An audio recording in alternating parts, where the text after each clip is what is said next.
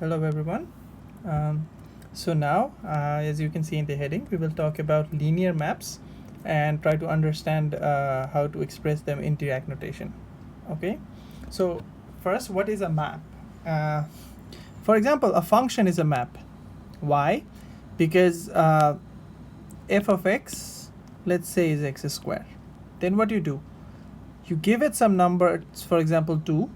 It gives you back. It maps you to 4, right? You give it 3, it maps you to 9. So this is the idea of mapping, is that you take some element and it maps you to some other element. All right. So this is the idea of maps, and now we will try to understand these maps for vector spaces. So now let's say, for example, I have a state psi, and then something will act on it, and it will give you a new psi prime. Then this M is a map in V2, the two-dimensional vector space where the qubit belongs. All right. So how does these things look like? Obviously, your psi was a column matrix of size 2, right? Let's say you had a number here, you had a number here. You multiplied by something, and you get something like this again, right? So the most general way of this M will be a 2 by 2 matrix, because this is the only linear map that maps you from one vector in V2 to another vector in V2. All right. So this is how maps are constructed. So the maps in the two-dimensional vector space, are the 2 by 2 matrices. All right. So let's try to work it out more formally. Let's say I have a vector V, which looks like this: A0 plus B1, as you know, and B are complex numbers. Similarly, W can be written as C0 plus D1.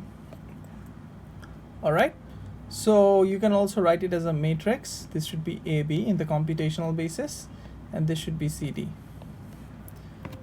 All right. Now, what I want to do is that I want to define a M in the following way. I'll define it as a product of a V ket into a W bra. Okay. Now, if you try to calculate that, what will it be? Check this out. So this is AB, and then you can write it. The bra of W will be C star D star, right? And if you multiply it, then it will be AC star. Okay, let me use. So if you multiply them, you'll see that this is AC star, AD star, BC star, BD star. All right. So this is how you calculate maps. So if you have two vectors, you can turn one of them into a bra, and you can take this outer product. So it is different. It's just the opposite from inner product. When you do an inner product of two vectors, you get a scalar. But when you do an outer product, which is in the opposite order of the inner product, you see that the ket is first and then the bra. Then you multiply them, the regular matrix multiplication, and then you get a 2 by 2 matrix, right? So these are called maps. So you can construct it from outer products. So you can see that.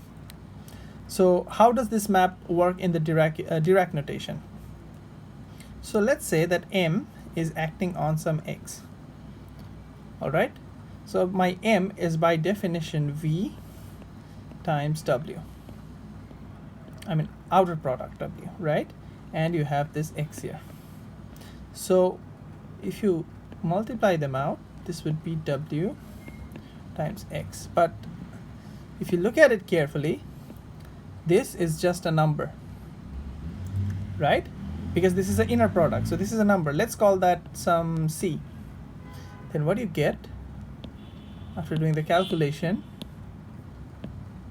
is this. You get a number C times V. So you started with X and you got a new vector C, new vector V multiplied by some number C. Okay, so this is how we work with Dirac notation. I can construct maps like this. All right, so you are mapping from X to V, not to V, but C times V, this vector.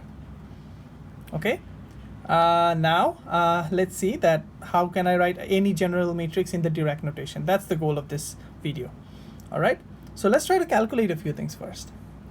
Let's say what is 0, 0, because you already know that 0 is nothing but 1, 0, and 1 is nothing but 0, 1, right? So what is this 0, 0, the outer product of 0, 0? If you calculate that, this would be 1, 0 and 1, 0, and you know how to multiply matrices, then this would be 1, 0, 0, 0. Sorry. All right, so similarly, if you calculate 0, 1, then it will be 0, 1, 0, 0. You can do it by yourself. Just multiply these two matrices, right? You know how to write them. Similarly, your 1, 0, 1, 0 will be written, if you calculate, it will be like this, and 1, 1 will be this. So you can already see, okay, you can already see that these four vectors, okay, these are not vectors, sorry. This belongs, how should I state this? Okay, these are vectors in a vector space called V2 tensor V2 star. All right, because A, B belongs to this. Why? Because you're taking an element in V2 and you're taking an element in V2 star. V2 star is the dual of V2, and this is a bra, so it belongs to the dual. All right, so this is a vector, that belongs to this space. Okay, and you can see that these four terms, these four vectors forms the basis for all the linear maps. Okay, so what is the most general form to write it? Let's say I have a vector, a map A, which is like this: A, B, C, D. All right, you can obviously write it as A 1, 0, 0 plus B 0, 1, 0, 0 plus C 0, 0, 1, 0 plus D 0, 0, 0, 1. So you can see that you can write it in Dirac notation in the following way: 0, 0 plus B 0, 1 plus C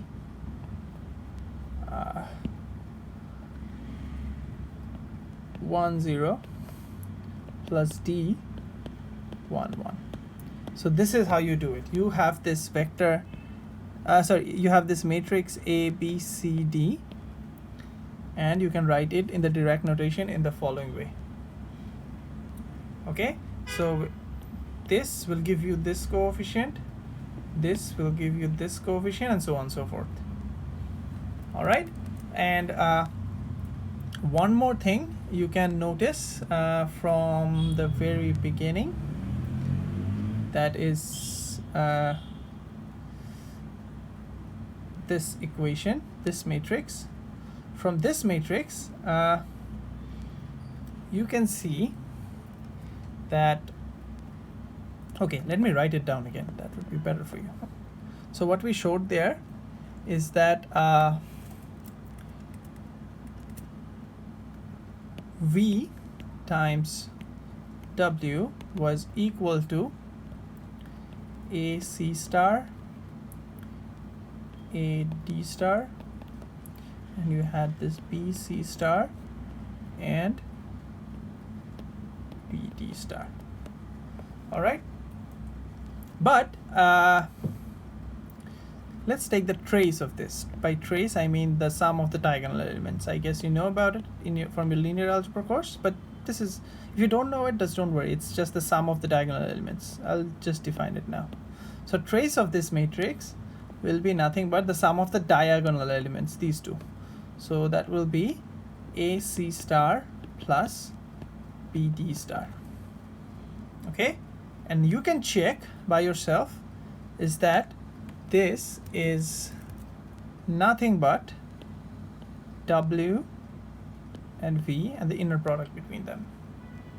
You can check it from here because you know that this is your V and this is your W. You take the inner product, you'll get this C star D star times AB. You multiply them and you exactly get this. So the identity which I'm trying to prove is that W times V is equal to trace of the outer product of V and W.